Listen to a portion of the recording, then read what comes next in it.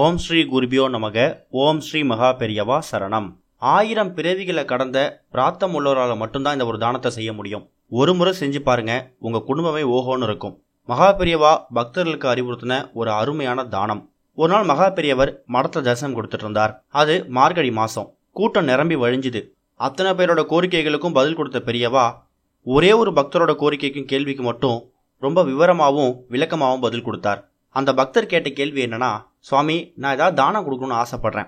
அப்படி நான் கொடுக்கணும்னு ஆசைப்பட்டேன்னா, அதுவும் இந்த மார்கழி மாசத்துல கொடுக்கணும்னு ஆசைப்பட்டேன்னா என்ன பொருளை நான் தானமாக கொடுக்கணும்னு கேட்டாராம். அதுக்கு மகா பெரியவர் சொன்ன பதில், நீ தானத்தை மார்கழி மாதம் தான் கொடுக்கணும்னு இல்லை, எந்த மாதம் வேணா எப்போ வேணா கொடுக்கலாம். இருந்தாலும் நீ கேட்குறங்கிறதுக்காக உனக்கு நான் ஒரு தீர்வு சொல்கிறேன். பொதுவாக நம்மளோட பேச்சு வழக்கில் ஒரு பழமொழி இருக்கு, தை பிறந்தா வழி பிறக்கும்னு சொல்லுவாங்க. அந்த வகையில் மார்கழி மாதத்தோட நம்ம கஷ்டங்கள்லாம் நம்ம கடந்து போகணும், நம்ம கஷ்டங்களுக்கெல்லாம் தை பிறக்கும் போது ஒரு வழி கிடைக்கணும் அப்படின்னா கொஞ்சம் சிரமம் பார்க்காம மார்கழி மாசத்துல இந்த தானத்தை மறக்காம செஞ்சிடுங்க. உங்க குடும்பத்தில் இருக்கக்கூடிய எவ்வளவு பெரிய கஷ்டத்துக்கும் தை பிறந்தா ஒரு விடிவு காலம் பிறந்துடும். மார்கழி மாசம் தேவர்களுக்கு உரிய மாதம், இறை வழிபாட்டுக்கு ரொம்ப ரொம்ப உரிய மாதம். இந்த மாசத்துல நம்ம கஷ்டத்தை தீர்த்து வைக்கக்கூடிய தானங்கள் என்னென்ன அப்படிங்கிறத இப்ப நான் சொல்றேன். அந்த காலத்திலேயே மார்கழி மாசத்துல தானத்தை காலையா தூங்கி எழுந்துச்சு வாசல்ல கோலம் போடுறோம்ல, அதுலயே ஆரம்பிச்சு வச்சுட்டாங்க நம்ம முன்னோர்கள்.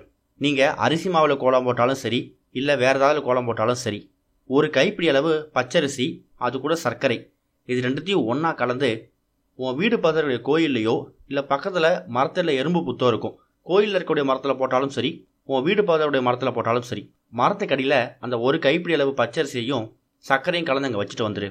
இந்த தானத்து மூலயமா லட்சக்கணக்கான எறும்புகள் பசியாரும்.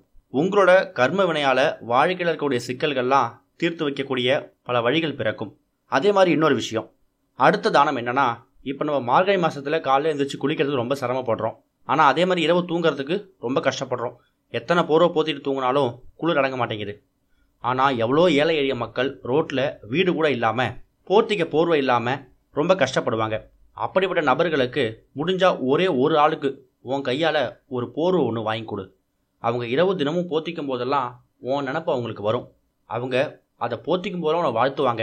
அடுத்தது ஒரு முக்கியமான விஷயம், எல்லாருக்கும் தெரிஞ்சது தான், தானத்திலே சிறந்த தானம் அன்னதானம். கஷ்டப்படக்கூடிய ஏழை குடும்பத்துக்கு ஒரு மூட்டை அரிசி வாங்கி கொடுங்க. ரோட்டில் எவ்வளோ பேர் வீடு கூட இல்லாமல் கஷ்டப்படுவாங்க. சாயங்காலம் 6 மணிக்கு மேலே அவங்க சமைச்சே சாப்பிடுவாங்க. அப்படி கஷ்டப்படக்கூடியவங்களுக்கு ஒரு மூட்டை அரிசி வாங்கி கொடுக்கலாம். இல்லையா, அவங்களோட ஒரு மாத தேவைக்கான மளிகை ஜாமானை வாங்கி கொடுக்கலாம்.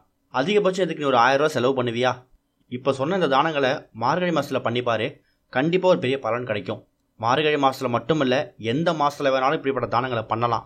இது ஒன்றும் அவ்வளவு எளிதான தானங்கள் கிடையாது, பார்க்கறதுக்கு ரொம்ப சிம்பிளாக இருக்கும். 1000 பிறவிகளை கடந்த பிராத்தம் உள்ளவர்களால் மட்டும்தான் இப்படிப்பட்ட தானங்கள்லாம் செய்ய முடியும். கையில் காசு இருக்கும், ஆனால் அவங்களால தானம் பண்ண முடியாது.